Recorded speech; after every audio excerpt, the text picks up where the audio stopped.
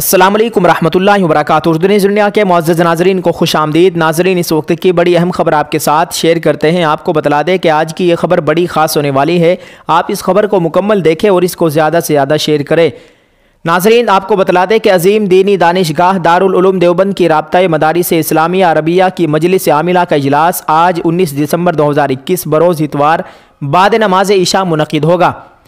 नाज़रीन, मौसूला तफसीलात के मुताबिक राब्ता मदारिस इस्लामिया अरबिया दारुल उलूम देवबंद का यह इजलास आज बाद नमाज इशा इदारे के मेहमान खाने में मुनक़िद होगा।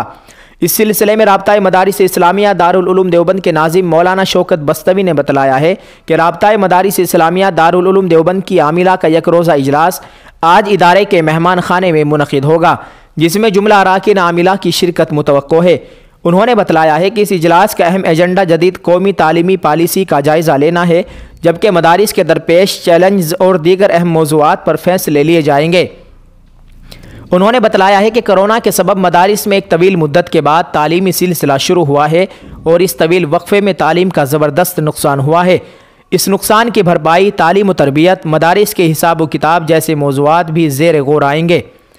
नाज़रीन, उन्होंने बतलाया है कि इस आमिला में कुल 51 अरकान है, जिनमें 10 दारुल उलूम देवबंद के अराकीन शूरा, 10 असातिज़ाए दारुल उलूम देवबंद, जबकि 31 मुल्क के दीगर उलमा और मदारिस के ज़िम्मेदारान शामिल है।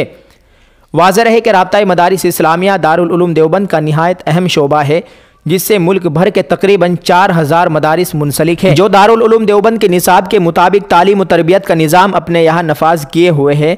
कोरोना जैसे मुहलिक मर्ज़ के सबब तवील वक्त से राब्ता मदारिस का इजलास नहीं हुआ है और ऐसे में पहली मरतबा आमिला का ये अहम इजलास मुनक़िद किया जा रहा है, जिस पर अरबाब मदारिस की गहरी नज़रें हैं। नाज़रीन, जदीद कौमी तालीमी पॉलिसी के हवाले से इस मजलिस में किए जाने वाले फ़ैसले पर अहले मदारिस के साथ दीगर माहिरीन तालीम व दानिशवरान की भी नज़रें लगी हुई है। जी हाँ नाज़रीन, आपसे गुजारिश है कि आप इस खबर के मुतालिक क्या राय रखते हैं, कमेंट करके ज़रूर बतलाएँ और इसको ज़्यादा से ज़्यादा शेयर करें। जज़ाकल्लाह। अस्सलामु अलैकुम रहमतुल्लाहि व बरकातुहू।